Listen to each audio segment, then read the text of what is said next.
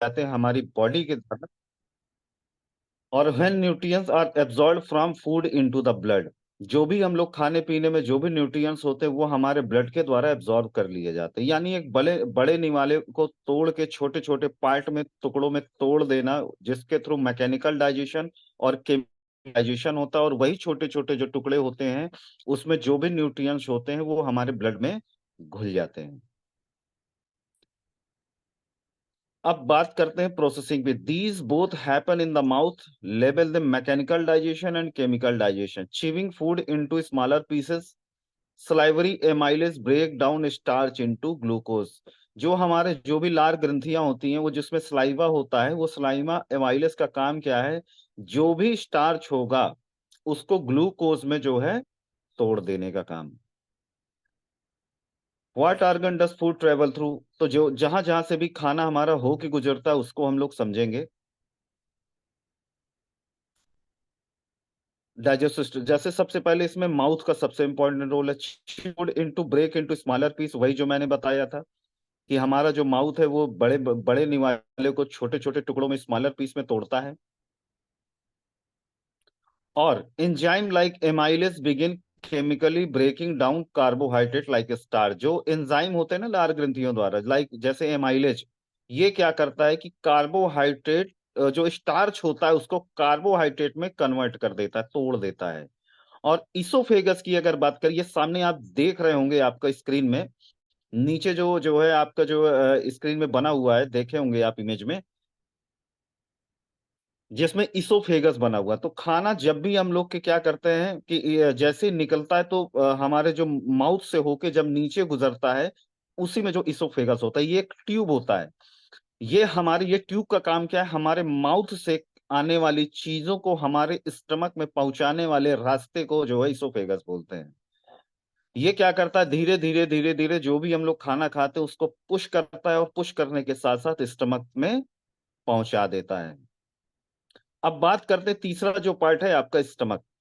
ये जो सामने आपको स्क्रीन में दिख रहा होगा, जैसे इसोफेगस से ये खाना इस पे आता है, तो इसका जो आकार आप देख रहे होंगे, ये राइट साइड ज्यादा झुका हुआ है। क्या स्क्रीन दिख रही है सभी को?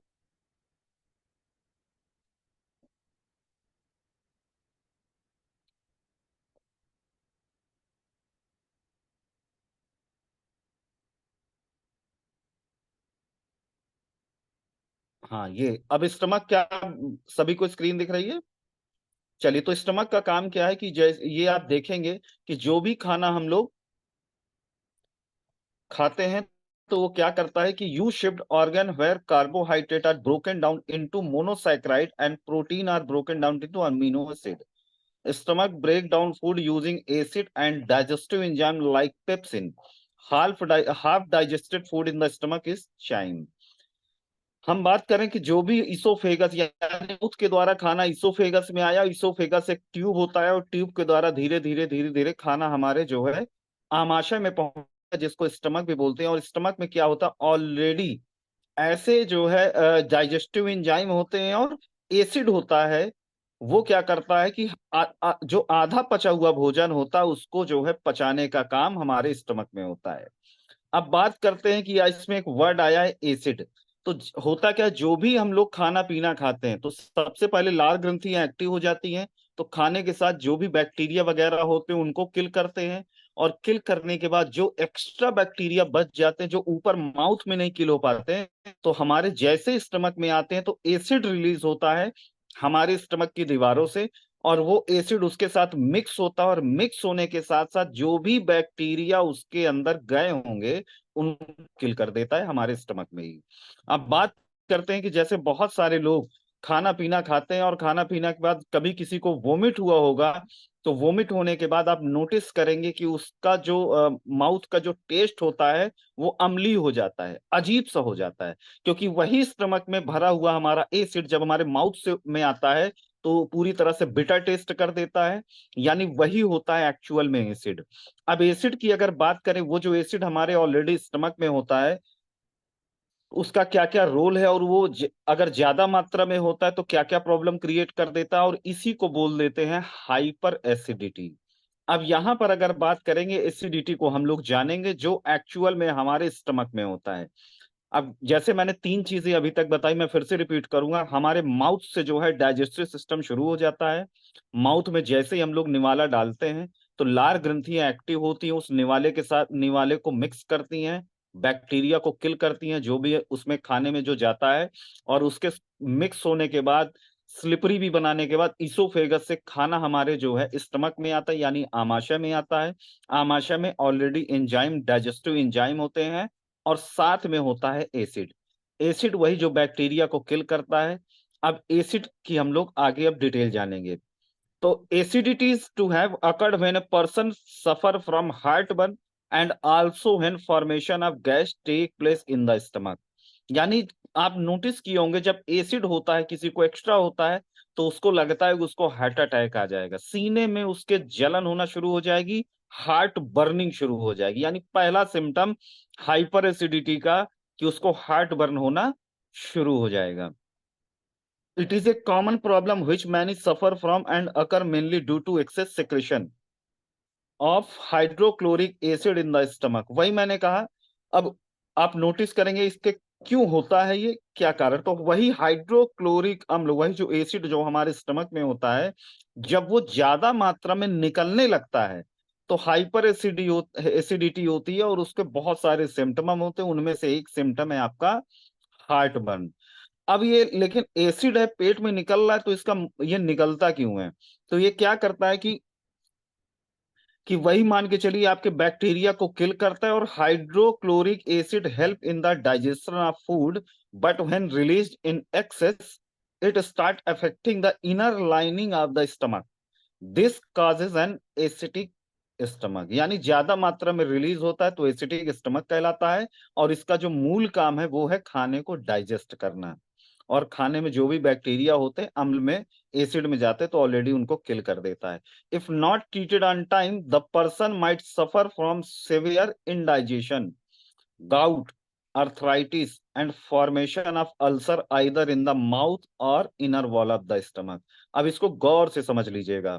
अगर इसको सही समय पे नहीं सही किया गया, और लगातार अगर किसी को एसिड की प्रॉब्लम है, तो खाना डाइजेस्ट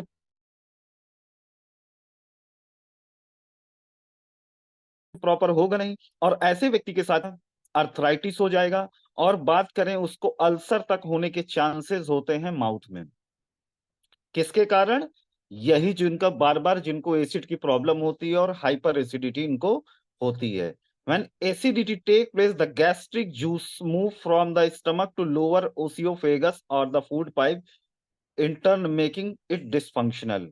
जब ज्यादा मात्रा में एसिड बन जाता है तो होता क्या है कि जो गैस्ट्रिक जूस होते हैं जो खाने को डाइजेस्ट करते हैं, वो क्या करते हैं कि लोअर ऑसियोफेगस तक पहुंच जाते हैं, और क्या करते हैं कि हमारा जो भी डाइजेस्टिव सिस्टम है उसको डिसफंक्शनल यानी इफेक्ट कर देता है। अब इसका कारण क्या है? कॉजेज ऑफ एसिडिटी, इसको आप स्क्रीनशॉट ले लीजिए। Consumption of food containing access fat. खाने में अगर बात करें, जो लोग ज्यादा फैट वाली चीजें खाते हैं, पूड़ी पराठा, और वो भी राइस ब्रान ऑयल से बिना बनी हुई, तो होगा क्या कि एक्सेस फैट होने के कारण ऐसे लोगों को एसिडिटी की प्रॉब्लम होती है। बहुत ज्यादा लोग जो है कैफीन का प्रयोग करने वाले लोगों, कॉफी, चाय, इन सब लोगों को एसिड की प्रॉब्लम होती है। Excessive consumption of alcohol and smoking. Alcohol ज्यादा लेने वाले को और स्मोक ज्यादा करने वाले को एसिडिटी की प्रॉब्लम हो जाती है। Staying on empty stomach for a very long time. आज मोस्टली मुद्दा यही है बहुत सारे लोगों का कि सुबह उठते हैं, काम पे चले जाते हैं, रात में तो दबा के खाते हैं, बट जो मॉर्निंग की अगर बात करें, मॉर्निंग में उनका ब्रेकफास्ट स्किप हो जाता है, वो सीधे खाने पे पहुंचते हैं। आप नोटिस करेंगे बहुत सारे लोग 10 11 12 बजे तक खाना खाते हैं, फिर उसके बाद सो जाते हैं बिना वॉक किए हुए। और सोने के बाद जब सुबह उठते हैं तो सीधे काम पे लग जाते हैं, और सीधे वो लंच करते हैं वही 12 1 बजे के आसपास। यानी ये जो 12 घंटे का गैप है, इस गैप में देखेंगे ऐसे लोगों को जो लीवर भी वीक हो जाता है, और दूसरा उनके बॉडी में यही जो एसिडिटी की प्रॉब्लम है वो होना शुरू हो जाती है। क्योंकि हमारे जो बॉडी का एक सिस्टम है जो ऑन टाइम काम करता है, आप खाना चाहे खाए ना, लेकिन होता क्या है कि आपके जो एसिड है वो रिलीज होना शुरू हो जाता है आमाशय के द्वारा। और वही एसिड को अगर खाना नहीं मिलता है जिससे वो डाइजेस्ट कर सके, तो वही एसिड रिफ्लेक्स कर देता है, और रिफ्लेक्स होने के साथ साथ हार्ट बर्न हो जाता है, गाउट, अर्थराइटिस, बहुत सारी बीमारियां, सीने में जलन, ये सब होने लगता है। अब अगर बात करें वही pregnancy and obesity and old age, pregnancy में बहुत ज्यादा प्रॉब्लम होती है, मोटापे, मोटे लोगों को बहुत होती है, और बढ़ती उम्र के साथ लोगों को ये प्रॉब्लम हो जाती है। Too much of junk food and following N unhealthy diet, ऐसे लोग जिनमें जो है छह चीजें जो बेसिक मैंने लास्ट मीटिंग में बताई थी, carbohydrate, protein, fat, water, fibre, ये जो छह बेसिक चीजें होती हैं, अगर इनका बैलेंस गड़बड़ है, तो यानी वो जो डाइट है वो अनहेल्दी है, जिसके कारण ये प्रॉब्लम हो जाती है। और बहुत सारे लोग samosa, junk food, burger, pizza, ऐसे लोग जो लगातार इंटेक करते हैं, हफ्ते में 2 बार भी खाते हैं, तो उनको ये प्रॉब्लम एसिड की हो जाती है। अब सिम्टम इसके क्या है, क्योंकि पेशेंट तो बताएगा सिम्टम, तो इसका भी आप स्क्रीनशॉट ले लीजिए। इसमें क्या होता है कि ऐसा लगेगा जैसे पेशेंट को एकदम हार्ट अटैक आने वाला है, सीने में भयंकर जलन होगी, पसीना पसीना हो जाएगा। वही during heart burn the person experience a burning pain in the chest just behind the sternum, this occur mainly during the night while the person is laying down. अभी तो मान के चलिए हम लोग बैठे हैं या खड़े हैं तो हमारे स्टमक में एसिड तो भरा हुआ है, लेकिन जैसे ही आप लेटेंगे तो वही एक्स्ट्रा जो एसिड होता है वो रिफ्लेक्स मारेगा, ऊपर चढ़ के आएगा, और ऊपर चढ़ने के साथ वो हार्ट बर्न का सिम्टम देगा। और ये मेनली रात में होता है, क्योंकि यार रात में ही व्यक्ति सोता है, और सुबह जब उठता है तो मोस्टली लोगों को देखेंगे मुंह में छाले पड़ जाते हैं। और छाले पड़ने का भी यही रीजन है, जब हार्ट, यही अम्ल जब माउथ पे आता है तो माउथ की दीवारों को हिट करता है, और हिट करने के साथ साथ छाले का रूप ले लेता है। Ulcer formation is seen in the mouth as well as in the oesophagus tube. Ulcer in the mouth often make it difficult person for the speak properly. अब होता क्या, वही इसोफेगस के द्वारा जब एसिड ऊपर आता है तो क्या करता है कि ओसियोफेगस ट्यूब जो होती है उस पे हिट करता है, और अल्सर तक हो जाता है। और अल्सर में अगर बात करें, व्यक्ति बोलने में बड़ी प्रॉब्लम आती है, और जिनको एसिड की प्रॉब्लम होगी उनका जो है भूख एकदम खत्म हो जाएगा, जबरदस्ती उनको भोजन कराना पड़ता है। इफ सिवियर और minor burning in the upper part of the stomach, एक experience this is called dyspepsia. और बहुत सारे लोगों को आप देखेंगे स्टमक का जो ऊपर वाला पार्ट होता है वहां पर हल्की सी जलन रहेगी पेट में, और इसको बोलते हैं dyspepsia. The person suffering from acidity might also show sign of constipation. ऐसे लोग जिनका डाइजेस्टिव सिस्टम, मैंने बताया ना कि ऐसे लोगों को क्या होगा, डाइजेस्टिव सिस्टम पूरी तरह से गड़बड़ हो जाएगा, और डाइजेस्टिव सिस्टम गड़बड़ हो गया तो समझ लीजिए जब खाना पचा ही नहीं ढंग से तो निकलेगा क्या। तो ऐसे अगर पेशेंट को आप नोटिस करेंगे, कॉन्स्टिपेशन की भी प्रॉब्लम हो जाती है। इसका सभी लोग स्क्रीनशॉट ले लीजिए। और भी बात करें, ऐसे लोगों को क्या होगा, बार बार वोमिट की भी इच्छा हो सकती है, उस उनके मुंह का टेस्ट जो है एकदम गड़बड़ हो जाएगा, और उनको रेस्पिरेटरी सिस्टम संबंधित प्रॉब्लम भी हो जाएगी, जैसे लगातार कफ भी बना रहना। Muscular contraction result in pain, joints में या मसल पेन उनको बॉडी में होता रहेगा, पूरी बॉडी में जो जकड़न टाइप रहेगी। The person also experience pain as well as inflammation in the chest, वही सीने में ऐसे जलन सी रहेगी चेस्ट में। गैस्ट्रो ऑसियोफेगिस एसिड रिफ्लक्स, वही जो गैस्ट्रो ऑसियोफेग, वही एसिड का ऊपर चढ़ के आ जाना, यानी वही आपका जो है इसोफेगस से ही एसिड का रिफ्लेक्स आ जाना। इरेचेस आर माइनर सिम्टम। अब बात करें ऐसे लोगों को कान की भी प्रॉब्लम हो जाती है, कान में शून्य की आवाज आना, कान में हवा होना, ऐसे जो है कुछ सुनाई देने वाले को भी समझ लीजिए एसिड के कारण भी ऐसा। इसका भी आप सभी लोग स्क्रीनशॉट ले लें। अब इसको हम लोग प्रिवेंट कैसे कर सकते हैं, तो सबसे पहले बात क्या करना है, जो खाने में अपने वजन के अनुसार, अपने भाई के अनुसार क्या करेंगे कि सभी लोग जो है अपना कार्बोहाइड्रेट, प्रोटीन, और जो छह बेसिक एलिमेंट बताया था उसको जो है लिख लेंगे, और कितना मुझे चाहिए, कितना वर्क कर रहा हूं, उसके हिसाब से उसको लेंगे। कि फाइबर भी हमारी बॉडी में होना चाहिए, कार्बोहाइड्रेट भी होना चाहिए, और सबसे ज्यादा कार्बोहाइड्रेट होना चाहिए, और उसके बाद हमारा फैट होना चाहिए। लेकिन होता क्या, आज हम लोग फैट ज्यादा खा रहे हैं, कार्बोहाइड्रेट कम खा रहे हैं, और फाइबर का तो नामो निशान ही नहीं।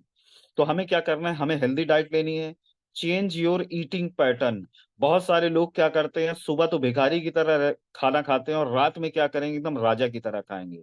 तो राजा की तरह रात में खाने वाले जो भी व्यक्ति होगा, समझ लीजिए उसका जो बॉडी का शेप होगा वो भी त्रिभुजाकार होगा। त्रिभुजाकार का मतलब जो है, सर छोटा, और देखेंगे की तरफ जैसे बढ़ते जाएंगे तो उसका एरिया बढ़ता चला जाएगा, जबकि बॉडी होना कैसे चाहिए, उल्टा त्रिभुज होना चाहिए। नीचे से कंधे हमारे चौड़े होने चाहिए। ये सिर्फ और सिर्फ ईटिंग पैटर्न के कारण हो रहा है। तो कोशिश ये करना चाहिए, जितना भी दिन में आप खा सकते हैं उतना खाना चाहिए, और रात का खाना एकदम हल्का होना चाहिए, सुपाच्य होना चाहिए। ईट स्लोली, बहुत स्लोली स्लोली खाना चाहिए। बहुत सारे लोग भागम भाग की जिंदगी में जो है खाना पूरी तरह से चबाते नहीं है, और वो काम जो है पेट को करना पड़ता है। जो काम हमारे दांतों को करना था वो हमारे पेट को करना पड़ता है, जिससे पेट पे बहुत ज्यादा बर्डन पड़ता है। Avoid sleeping with a full of stomach. वही सारी चीजें कि भर पेट खाना खा के नहीं सोना है। अगर खाना खाने के कम से कम 2 घंटे तक आपको थोड़ा बहुत जगना है, वर्क करना है, जो भी है, उसके बाद सोना है। Stay fit. आपको फिट रखना है। फिट रहने के लिए आपको मोटापा, ओबेसिटी से बचना है, एक्सरसाइज करनी है। Increase water intake, avoid tea coffee, limit alcohol intake, quit smoking, change your sleeping posture. आपने देखा होगा, जब स्टमक की स्क्रीन थी तो आप देखेंगे स्टमक का जो शेप बना हुआ वो राइट साइड बना हुआ है। आप अपनी बॉडी से अगर नोटिस करेंगे तो आपकी बॉडी में जो लेफ्ट साइड होता है वो स्टमक होता है। इसीलिए कहा जाता है कि लेफ्ट करवट लेके सोना चाहिए, जिससे जो बना हुआ एसिड कभी रिफ्लेक्स नहीं होगा। आप खाना खाने के बाद क्या करेंगे, खाना खाने के बाद जब भी लेटे तो सबसे पहले आप बाएं करवट लेके लेटें, जिससे होगा क्या, आपका डाइजेस्टिव सिस्टम स्ट्रांग वर्क करेगा। Risk factor of acidity, condition that can increase your risk of acidity include obesity, मोटापा, bulging bulging of top stomach up to diaphragm, hernia, pregnancy, smoking, dry mouth, asthma, diabetes, delaying stomach important, connective tissue disorder such as scleroderma. यानी risk इसके ये सारे हैं, इसका भी आप screenshot ले सकते हैं। अब इसका घर पे क्या करना है, तो सबसे पहले ऐसे पेशेंट क्या कर सकते हैं, banana and pineapple juice are good for getting rid of heartburn and acid indigestion. यानी जिसको भी अगर बात करें, बहुत सारा हाइपर एसिडिटी भयंकर हो रही, उससे मतलब उसके जो हालत खराब हो रही, तो तुरंत क्या करना है, उसको बनाने का जूस बना के पिला देना है। और पाइनएप्पल का जूस भी पिला सकते हैं, और साथ में 1 कप ठंडा दूध भी पिला के उसको तुरंत आप आराम दे सकते हैं। Coconut water and cucumber are also good for treating this condition. Consumption of basil leaf also है, यानी तुलसी का भी प्रयोग करा सकते हैं, उससे भी आराम मिलेगा। Taking 2 spoonful of honey with natural cider vinegar just before meal help treating an acidic stomach. यानी ऐसे जिनको भयंकर एसिडिटी की प्रॉब्लम रहती है तो क्या करेंगे कि वो सिरके को शहद के साथ खाना खाने के पहले मिला के दे देंगे। यानी 1-2 चम्मच शहद को सिरके के साथ मिला के पिला देने से उस एसिडिक स्टमक होगा वो धीरे धीरे कंट्रोल हो जाएगा। उसके बाद उसको खाना देना है। मॉन्ट जूस और oil are some homemade remedies. Jaggery dissolve in a glass of cold milk give instant relief from acidity. Proper exercise, daily walk and following healthy diet are factor which prevent this condition altogether। ये ऐसे treatment है जो आप patient को घर पे बता सकते हैं, और साथ में ये सारी चीजें आप बता सकते हैं। नैरोइंग आप इसके कॉम्प्लिकेशंस क्या है, तो आप नोटिस करेंगे नैरोइंग ऑफ इसोफेगस, यानी जो हमारी ट्यूब है उसका जो सिकुड़ जाना, एंड ओपे शोर इन द ओसे, यानी हमारे जो छाले पड़ जाना आंतों इसमें आपका इसोफेगस में। और प्री कैंसरस चेंजेस इसोफेगस, यानी अगर बात करें हमारे इसोफेगस में प्री कैंसरस चेंजेस हो जाते हैं। अब लेकिन बात करें कि हमारे पास और क्या सोल्यूशन है, जैसे हमने पेशेंट को सिम्टम पहचाने, पेशेंट को होम रेमेडी बता दी, और उसके साथ साथ सबसे बड़ी बात है कि ब्राइट फ्यूचर एक ऐसी संस्था है जो इतने मिरेकल रिजल्ट वाले प्रोडक्ट दे रहे हैं। और मैं ईमानदारी की बात बता रहा हूँ, कम से कम डायरेक्टली, मैंने टीम की बात नहीं कर रहा हूं, कम से कम 100 एसिड के पेशेंट भयंकर बता रहा हूँ जिनको प्रॉब्लम थी, कई लोगों के यहाँ सफर हो चुके थे, एकदम थक हार के बैठ चुके थे। डेली उठ के जो इसका एलोपैथ का सोल्यूशन है पेंटाप सारे एसी लाख रेगुलर इनटेक कर रहे थे, फिर भी उनको आराम नहीं लग रहा था। आज ब्राइट फ्यूचर संस्था को मैं धन्यवाद चाहता हूं, इतने मिरेकल प्रोडक्ट निकाला है कि जो एसिड में इतना गजब का रिजल्ट है जिसको मैं बयां नहीं कर सकता। डायरेक्टली बता रहा हूं, मिनिमम 100 प्लस पेशेंट को मैंने डायरेक्टली जाके ठीक किया है। आज वो पूरी तरह से फिट एंड फाइन है, और बहुत से लोग उनमें से मेरे साथ वर्क भी कर रहे हैं। तो कितने जादुई वाले प्रोडक्ट। इसके लिए मैं मिस्टर राधेश्याम शर्मा सर को धन्यवाद देना चाहता हूं, जिन्होंने इतने गजब के मिराकलस और एक अफोर्डेबल प्राइस में प्रोडक्ट निकाले हैं। तो अब हम बात करते हैं क्या क्या उसको देना है। तो सभी को अभी तक क्लियर है, कारण निवारण सिम्टम कैसे होता है, क्या सारी चीजें। तो अब हम बात करते हैं, चलिए सभी लोग का मैसेज आ गया। तो अब हम लोग आते हैं क्या क्या उन पेशेंट को हम लोग दे सकते हैं। तो सबसे अगर बात करिए, नाम पे मत जाइएगा, कैलकुली केयर की जगह ये ब्रीसीड है। वो टाइपिंग की मिस्टेक मेरे से हो गई है। और दूसरा है नोगैस, तीसरा है लिप केयर 5G, और चौथा है आपका लिवर जाइम, और पांचवा है आपका तुलसी ड्रॉप। ये पांच चीजें अगर बात करें एसिड का, समझ लीजिए एसिड को खत्म करने के लिए पांच चीजों का सेवन आपने किसी को भी करा दिया तो उसको पहले दिन से ही या दूसरे दिन से ही उसकी बॉडी में अंतर आना शुरू हो जाएगा। अब इसको इनटेक कैसे करना है, तो अगर बात करें ब्रीसिड को वही खाली पेट लेना है। और खाली पेट का मतलब जब भी हम इसको लेंगे तो 1 घंटे तक कुछ भी खाना पीना नहीं है। खाली पेट का मतलब यही होता है। अब अगर बात करें कि जो है नो गैस को कैसे लेना है, तो नो गैस को 1 चम्मच मुंह में डालना है, उसके बाद गुनगुना पानी पी लेना है। बहुत सारे लोग को फास्टर रिजल्ट चाहिए, तो क्या करना है, इसको एक कप में घोलेंगे गुनगुने पानी में और सिप सिप करके पिएंगे तो देखेंगे और फास्ट रिजल्ट आएगा। लिप केयर 5G की अगर बात करें, खाली पेट इसको भी लेना है सुबह शाम, जिससे इसका बढ़िया रिजल्ट आएगा। और लीवर जाइम को क्या करना, लिप जाइम को आप नोटिस करेंगे इसको खाना खाने के 10 मिनट बाद लेना है। और तुलसी ड्रॉप आपको सभी को पता है कि सुबह उठ के क्या करना है, गुनगुना पानी लेना है, गुनगुना 5 ड्रॉप तुलसी ड्रॉप पीनी है, डालनी है, और तुलसी ड्रॉप को इंटेक करना है। किसी भी पेशेंट को मैं, जहां तक मेरा अनुभव है, जो मैंने एक्सपीरियंस से देखा है, कि ज्यादा से ज्यादा 10 से लेके 30 दिन के अंदर उसको एसिड पता नहीं रहेगा, जो भी एक्स्ट्रा एसिड बन रहा होगा। तो यहां तक दोस्त ट्रेनिंग क्या सभी लोगों को समझ में आया है? सभी लोग इसका स्क्रीनशॉट ले लिए हैं?